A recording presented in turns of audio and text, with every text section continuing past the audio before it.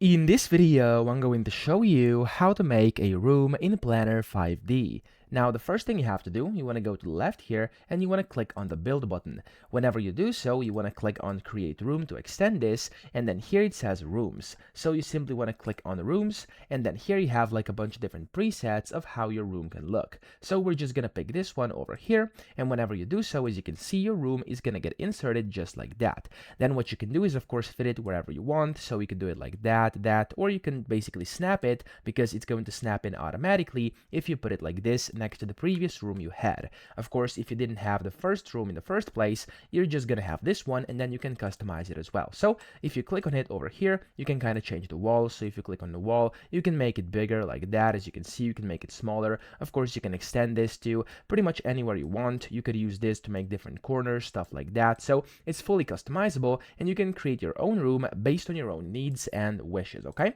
so that's it. And then of course, to make a room, you can go in 3D mode and kind of view how it looks like. So let's say that's the room over here I built on the second floor over here. Let's say I'm happy with this. I can now go back to 2D, and I can go and of course build anything I want inside this room. So for example, if I go back here, I could go and add things like doors, windows, stairs, arcs. You have like a bunch of different things, as you can see over here. So for example, if I were to add a door, I can just go over here and for example do like room, and then I can do single door, and I can of course position this door wherever I want. So I can just drag it like for example over here. There we go, that's going to work. And then I can also go back, I can put in whatever I want, like despite of course the door, and I can do like windows, and I can put these windows wherever I want like that. They will automatically snap when you drag and drop. You could also just click, they're gonna go over here, then you can drag them wherever you want. And always you can go ahead and basically view in 3D how these are looking. Okay, so that's basically my room right now. Then I can go back,